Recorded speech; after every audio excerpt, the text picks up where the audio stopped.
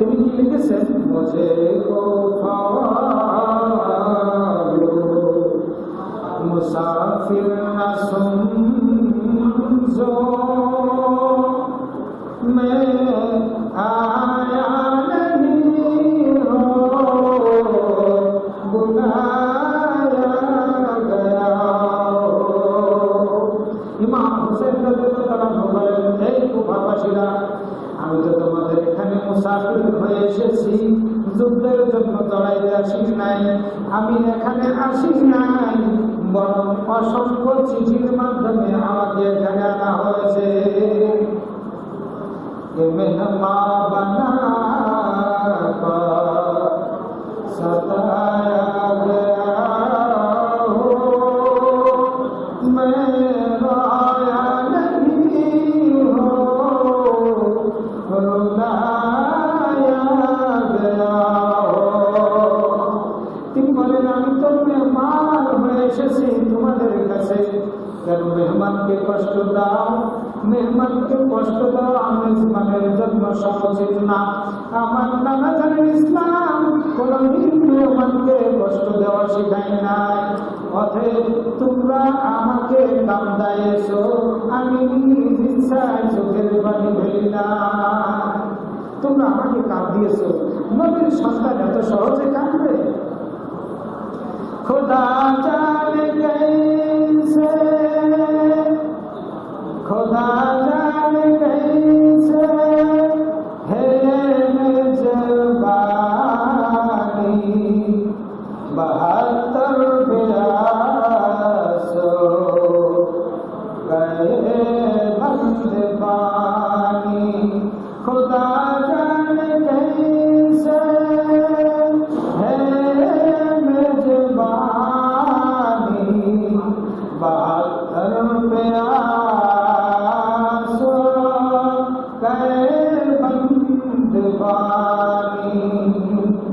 আল্লাহ জানে কেমন মেজবানি। 72 লোককে পানি না দিয়ে তাদেরকে উপহাস করা হলো। কয়জন লোক বলেন? 72 জন মানুষ পানির জ্বালায় ছটফট করে মারা গেল। সম্মানিত শুধু এরপরে ইমাম হুসাইন রাদিয়াল্লাহু ভাষা আল্লামা ইকবাল বলতেছেন, মুকদ্দর হ্যায় যে কাউসার কা পীনা मैं प्यासा नहीं हो पिलाया गया हो। বলছে আমার কপালে আমার তাকদীরে না জানে হাউজে কাউসারের পানি আমি পান করব, আমার বোঝা হয়ে গেছে দুনিয়ার পানি আমার রিজিকে নাই। বলেন আল্লাহু আকবার। ज़गाता सुसर पे रगाहे खुदा है, वहे सर कलम हो गया करबला में। বলছে এই মাথা, এই জবান, এই মুখ, এই কপাল কোনদিন কোন মানুষের কাছে মাথা নত করে নাই। উম্মতি মুহাম্মদী অর্থাৎ আমার নানা জানের এই মস্তক, এই শির, এই কপাল কোনদিন কারো কাছে মাথা নত করে নাই। তার সন্তান কোনদিন আমি মাথা নত করব না। কারণ এই কপাল একমাত্র রেগাহে খোদা, খোদার দরবার ছাড়া কারো কাছে মাথা নত করা যায় নাই। शहादत की मंजिल कोफाया में है, मैं मुर्दा नहीं हो जिलाया गया हो। বলছে শাহাদাতে উম্মে সুদা কোথায় আমি পান করবো? আমি তো এখানে মৃত্যু লাশ আসি নাই, আমি এখানে জিন্দায় এসেছিলাম। উনি এখানে জিন্দায় এসেছিল কারবালায়, কিন্তু লোক কামার বিশ্বাস মুনাফিক এজেদি বাহিনীরা তাকে কি করেছে? নির্মমভাবে শহীদ করেছে। मुझे को पालो मुसाफिर न समझो मैं आया नहीं हो बुलाया गया हो कि मेहमान बना कर सताया गया हो मैं रोया नहीं हो रुलाया गया हो खुदा जाने कैसे ये मिजबानी 72 प्यासा बंदबानी अल्लाह আকবার সম্মানিত মুসল্লিবৃন্দ এখন আমরা সংক্ষেপে যা শুনলাম এগুলো আসলে অল্প সময় আমরা এতক্ষণ যা আলোচনা শুনলাম এখান থেকে একটা জিনিস বোঝার বিষয় হলো মুলুকিয়ত এবং খেলাফতের ভিত্তিতে আজকের এই যুদ্ধ সংঘটিত হয়েছিল। কেন কারবালার যুদ্ধ? আপনি সংক্ষেপে বলবেন খেলাফত এবং মুলুকিয়তের দ্বন্দ্বের কারণে।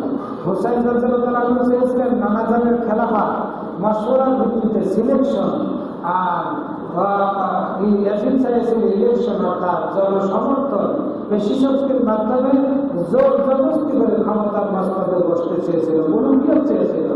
সেই ভবিষ্যতে এই জনসমুদ্রের মধ্যে বিশাল ফেতনা থেকে তিনি ফেতনার দ্বারকে মোগলা করে বন্ধ করে তিনি ফেতনাকে দমিয়ে তিনি মীমাংসা করে দেবেন। সেই বিষয়টাই তার ক্ষমতাকে ছেড়ে দিয়ে তিনি মুআবিয়া রাদিয়াল্লাহু আনহুর হাতে সমর্পণ করলেন। সম্মানিত শুধু এখানে আমাদের একটা বোঝার দরকার, মুআবিয়া রাদিয়াল্লাহু আনহু কেন বললাম, রাসূলুল্লাহ সাল্লাল্লাহু আলাইহি ওয়াসাল্লামের যারা ওহী লিখত তাদের মধ্যে মুআবিয়া রাদিয়াল্লাহু আনহু ছিলেন। এবং বদর প্রান্তে যারা যুদ্ধ করেছিল তাদের মধ্যে যারা ছিল আল্লাহ তাদেরকে ক্ষমা ঘোষণা করেছেন। এবং যারা সাহাবায়ে কেরাম আল্লাহ বলেছেন রাদিয়াল্লাহু তাআলা আনহুম ওয়া রাদু আনহু। এরপর আল্লাহ বলেছেন লাহুম মাগফিরাতুন ওয়া আজরুন, আমি তাদেরকে ক্ষমা করে দিয়েছি। আল্লাহ যদি ক্ষমা করে দেয় আমাদের অসুবিধা আছে? আল্লাহ তো ক্ষমা আমাকেও যদি না করে আপনাকেও না করে আল্লাহ কিভাবে ক্ষমা করে? সম্মানিত শুধু আমাদের রাসূলুল্লাহ সাল্লাল্লাহু আলাইহি ওয়াসাল্লামের কল্লা মুবারক কাটতে আসছিল কত বড় দাঁড়ালেন নাউযুবিল্লাহ, পরিশেষে তার কল্লাটা নবীর হাতে সুপর্দ করেছে। এমন একজন কাট্টা দুশ্মন সে ইমানদার হয়ে গেছে। এইবার আসেন 20টা বছর ক্ষমতার মসনদে মুআবিয়া রাদিয়াল্লাহু আনহু ছিলেন এবং উনি যখন ইন্তেকাল করলেন তার সন্তান ইয়াজিদ তাকে ক্ষমতার মসনদে সমর্থন করলেন। আসলে কাজটা অত্যন্ত জঘন্য এবং খারাপ করেছে। এদিকে আলী রাদিয়াল্লাহু আনহু ইন্তেকালের পরে জনগণ সম্মিলিতভাবে ইমাম হুসাইন রাদিয়াল্লাহু আনহুকে ক্ষমতার মসনদে বসিয়েছেন। তো রাসূলুল্লাহ সাল্লাল্লাহু আলাইহি ওয়াসাল্লামের এই নাতি যখন ক্ষমতায় বসেছে ওই দিক থেকে ইয়াজিদ তার বর্ষতা স্বীকার করানোর জন্য, তার গোলাম বানানোর জন্য, তার কাছে বায়াত হওয়ার জন্য অনেক কৌশল চালিয়েছে, চিঠি পাঠিয়েছে, লোক পাঠিয়েছে, অনেক কলা কৌশল কুচক্রি মহলরা যা করেছে তা সব করেছে। কিন্তু ইমাম হুসাইন রাদিয়াল্লাহু আনহু বলছেন নানাজানের ইসলামকে একজন মদ্যপায়ী মদ পান করে ইয়াজিদ মদ পান করত। ইয়াজিদ একজন নেশাখোর ছিল। এই পবিত্র জবানে যারা আগুন লাগায় নেশা খায় এদের জবান দিয়ে বলার সময় কালেমা পালিমা কাঁপতে পারে। ভাই কষ্ট পেন না, যদি তাদের এই বড় অভ্যাস থাকে বিড়ি সিগারেট মদ পান এগুলো ছেড়ে দেন। আপনারা আপনাদের কল্যাণের জন্য আমি বলছি। যাই হোক এই পর্যন্ত এইখানে হযরতে মুআবিয়া রাদিয়াল্লাহু আনহুর সন্তান এই ইয়াজিদ বেদে খাটা, দুষ্ট, কালো, পদার্থী, মদ্যপায়ী, নরপিশাচ, মিথ্য, ক্ষমতার লিপ্সে সে যা করার তাই করেছে। পরিশেষে তিনি নানাজানের ইসলামকে টিকিয়ে রাখার জন্য বললেন যে হইল কুফা থেকে হাজার হাজার চিঠি আসছে, ইমাম হুসাইন আপনি আসেন, আপনাদের হাতে আমরা বায়াত গ্রহণ করব। তিনি চলে গেলেন। এর আগে মুসলিমরা আকিলকে পাঠিয়েছেন। পরিশেষে যখন তিনি কারবালার প্রান্তে চলে গেলেন, আমি সংক্ষেপ করে শেষ করছি, 72 জন লোক, 40 জন পুরুষ, 32 জন মহিলা। বলেন কয়জন? এই কথা বলবেন, একটু করে খাওয়ান বা একটু করে খাওয়ান, সাউন্ড হবে ডাউন, স্টপ। আমি বেশি দেবো না ভাই, আমি সর্বোচ্চ 10 মিনিটের মধ্যে শেষ করব, সর্বোচ্চ আমার। তো ভাই হযরতে ইমাম হুসাইন রাদিয়াল্লাহু চলে গেলেন কুফার প্রান্তে। আল কুফি লাইসা লাহু ওয়াফি, আল কুফা লাইসা লাহু ওয়াফা।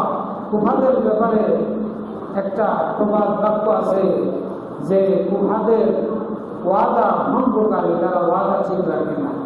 এত চিঠি পাঠানোর পরে হযরত ইমাম হুসাইন রাদিয়াল্লাহু সেখানে গেলেন কারবালার প্রান্তে।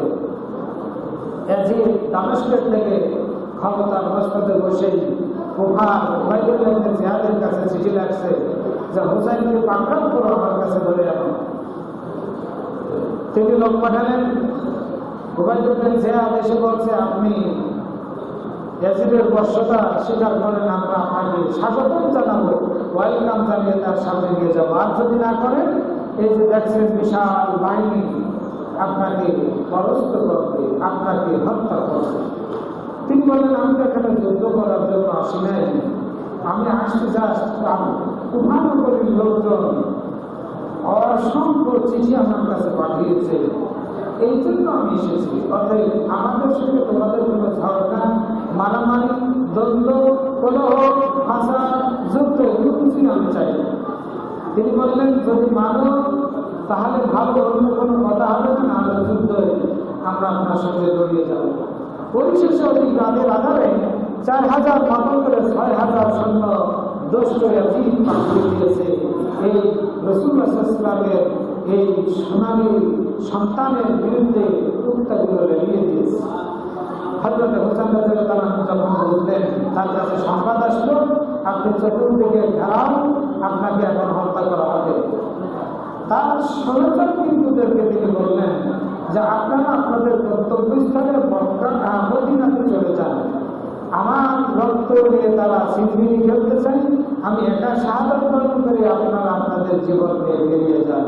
তারা বললেন, আমরা মরে যাব, তবু আপনাকে ছাড়ব না, কারণ আপনি হলেন উম্মতের সন্তান, রাসূলের নাতি, আপনাকে একা ফেলিয়ে রাখবো, কালকে আমাদের ময়দানে রাসূলের সামনে কি জবাব দিতে করবো। যাই হোক, লম্বা ঘটনা সংক্ষেপে বলেও শেষ করছি। ইয়াজিদি বাহিনী সৈন্য না, চতুর্দিক থেকে যুদ্ধের জন্য প্রস্তুতি হয়ে গেল, যুদ্ধ শুরু হয়ে গেল। মানলাম না সেই মুসলিম দামাল ছেলেরা বুকের তাজা রক্ত ঢেলে দিয়ে এক এক করে 39 জন যুবক শাহাদাতের বরণ করলেন। সবাই শাহাদাতের প্রতিশোধ পান করলেন। এখন শুধু ইমাম হুসাইন রাদিয়াল্লাহু আনহু বাকি আছেন। ইমাম হুসাইন রাদিয়াল্লাহু আনহু যখন বিদায় নেওয়ার জন্য তাঁবুর মধ্যে আসলেন, স্ত্রীকে বললেন, ও স্ত্রী, আমাকে বিদায় দাও, সাধারণ মানুষ, আমাকে বিদায় দাও, আমি চলে যাব। তিনি বললেন, তুমি তো বিদায় নিবে, ঠিক আছে, ছোট্ট আমার পরিচয় তোমরা শিশু আলিয়াজগার থেকে একটু পানি পান করিয়ে তারপরে তুমি চলে যাও। ছোট্ট শিশু ইমাম হুসাইন রাদিয়াল্লাহু আনহু হাতে করে নিয়ে সেই ইয়াজিদ বাহিনীর সামনে হাতটা উত্তোলন করে বলতেছে, তোমাদের সঙ্গে হয়তো আমার শত্রুতা থাকতে পারে, তোমরা আমার মানে ক্ষিপ্ত হতে পারো, তোমরা আমার রক্ত নিয়ে হোলি খেলা করতে পারো, সিমিমিনি খেলতে পারো, আমার ইজ্জতকে হরণ করতে পারো, আমার ইজ্জতকে লঙ্ঘন করতে পারো, কিন্তু বিশ্বাস শিশু আলিয়াজগারের জন্য একটু পানির ব্যবস্থা করো। এই ধর্মবিশ্বাসের দল, এই হারাম চালানা দূর থেকে তিন নিক্ষেপ করবে ছোট্ট বাচ্চা, বুকের একেবারে হাত হৃৎপিণ্ড দিয়ে ঢুকে বাহিরের পৃষ্ঠদেশ থেকে বের হয়ে রক্ত ছলছল করে বেরিয়ে গেল। সঙ্গে সঙ্গে ছোট্ট বাচ্চা মৃত্যু করে চলে পড়লো। বলে আল্লাহু আকবার। কাঁদতে কাঁদতে ছোট্ট শিশুকে নিয়ে আলিয়াজগারকে নিয়ে আসছে ওই স্ত্রীর কাছে। স্ত্রী, তোমার বাচ্চা আর কিয়ামত পর্যন্ত কোনোদিন পাওয়া যাবে না। এই বাচ্চাকে দুনিয়া থেকে ছিল বিদায় দিয়েছে, সে জান্নাতের নিয়ে সোনা পান করেছে, আর পান করবে। এই ইতিহাস হযরত ইমাম হোসেন ভারতের বিরুদ্ধে লড়ার জন্য নিজের তাজা রক্ত ঢালার জন্য প্রস্তুতি হয়ে গেলেন, চলে গেলেন তাজা রক্ত ঢালার জন্য, ইসলামের পতাকা উত্তীর্ণ করার জন্য, লড়াই করার জন্য ঘমসান লড়াই শুরু হয়ে গেল। লড়াই শুরু হতে হতে এক পর্যায়ে তিনি পিপাসায় কাতর হয়ে দৌড়াই চলে আসলেন ঘোরাত্ম দিন থেকে। আসার পরে এক চিল্লি পানি, এক পুষ্টি পানি, এক আঞ্চলিক পানি হাতে দিয়ে মুখে নেবে। আর তিনি চিন্তা করলেন এই পানির জন্য আমার সন্তান দুনিয়া থেকে বিদায় দিল, 40 জন যুবক পানির জন্য ছটফট করে মারা গেল, আমার সন্তান মারা গেলে আমি পানি খাবো না, আমি ডাইরেক্ট হাউসে কাউসারের পানি আমার নানাজনের হাতে খাবো বলে তিনি এরপরে দৌড় দিয়ে ওই যে মুনাফিক নামক মুসলমানের বাহিনীদের বিরুদ্ধে লড়তে লড়তে এক পর্যায়ে তার নিজের জীবনটাকে বিলিয়ে দিয়ে ইতিহাসকে কলঙ্কিত করে তিনি দুনিয়ার থেকে চির বিদায় দিয়ে দিলেন। সকলে বলেন ইন্না লিল্লাহি ওয়া ইন্না ইলাইহি রাজিউন। এই কথাটাই কবির ভাষায় হযরতে ইমাম হযরতে ইকবাল, আল্লামা ইকবাল রহমতুল্লাহ আলাইহি তিনি বলেছেন, আমি সকালে একটু বলতে যে সময় সংক্ষেপ, যার কারণে আমি বলতে পারি না। তিনি কি লিখেছেন, মুঝে কো মুসাফির না সমঝো मैं आया नहीं हो बुलाया गया हो। ইমাম হোসেন রাদিয়াল্লাহু বলেন, এই কুফাবাসীরা, আমি তো তোমাদের এখানে মুসাফির হয়ে এসেছি, যুদ্ধের জন্য দাঁড়াইতে আসি নাই, আমি এখানে আসি নাই, বরং অসংখ্য চিঠির মাধ্যমে আমাকে এখানে আনা হয়েছে। मेहमान बना सताया गया हो, मैं रोया नहीं हो रुलाया गया हो। তিনি বলেন, আমি তো মেহমান হয়ে এসেছি তোমাদের কাছে, কেন মেহমানকে কষ্ট দাও, মেহমানকে কষ্ট দাও মেহমানের জন্য সমচিত না। আমার নানা জানেন ইসলাম কোনদিন মেহমানকে কষ্ট দেওয়া শিখায় নাই। অতএব তোমরা আমাকে কান্দাইছো, আমি নিঃশ্বাস চোখের পানি ফেলি না। তোমরা আমাকে কাঁদিয়েছো, নবীর সন্তান এত সহজে কাঁদবে? খোদা জানে कैसे, खुदा जाने कैसे है मेजबानी, 72 प्यासो गए बंदबानी। खुदा जाने कैसे है मेजबानी, 72 प्यासो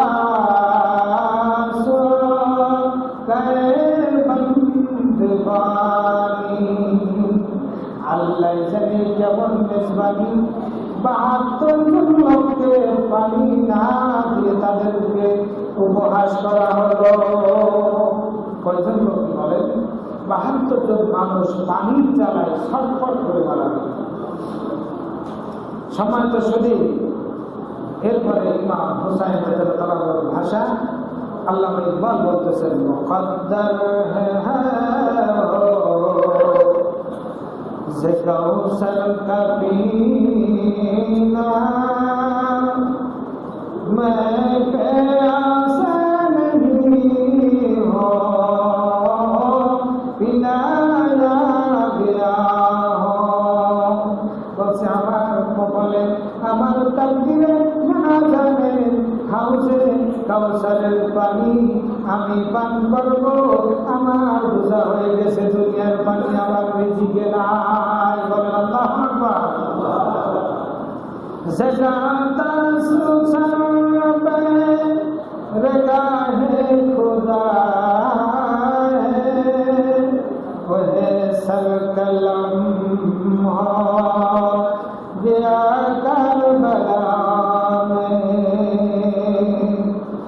হচ্ছে এই মাথা, এই জবান, এই মুখ, এই কপাল কোনদিন কোন মানুষের কাছে মাথা নত করে নাই।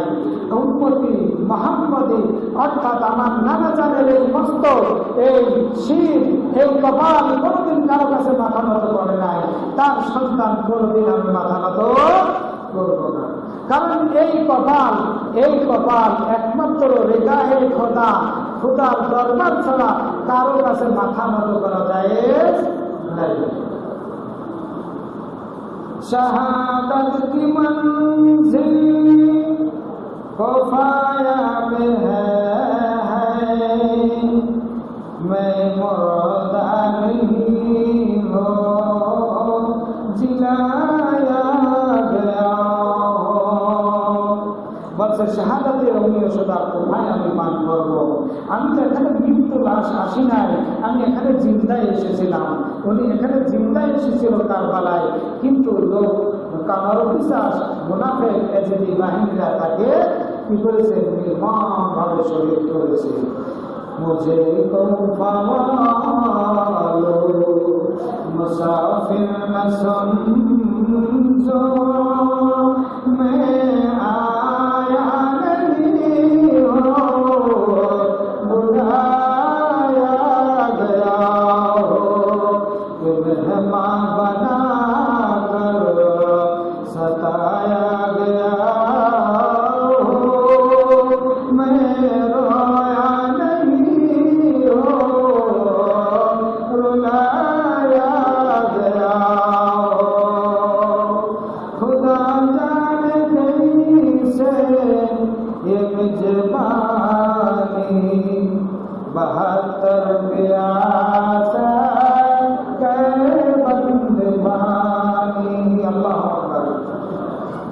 সম্মানিত মুসল্লিবৃন্দ, এখন আমরা সংক্ষেপে যা শুনলাম এগুলো আসলে অল্প সময়।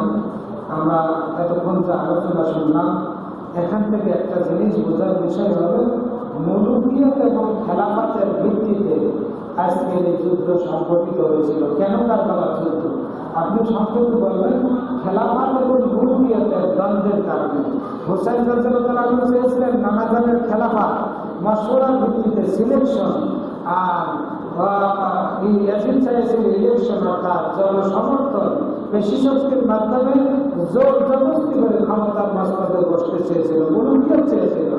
সেই মুলুকিয়তের বিরুদ্ধে ইমাম হুসাইন যুদ্ধ করেছে যে আমি মুলুকিয়ত চাই না, আমি খেলাফত চাই। এই জন্য এখনো যারা ইমাম হুসাইন রাদিয়াল্লাহু মহব্বত করবে আল্লাহ তাআলা অবশ্যই তাদেরকে শাহাদাতের মওত না হলে শাহাদাতের সঙ্গে ইনশাআল্লাহ হাসর নাসর করবেন।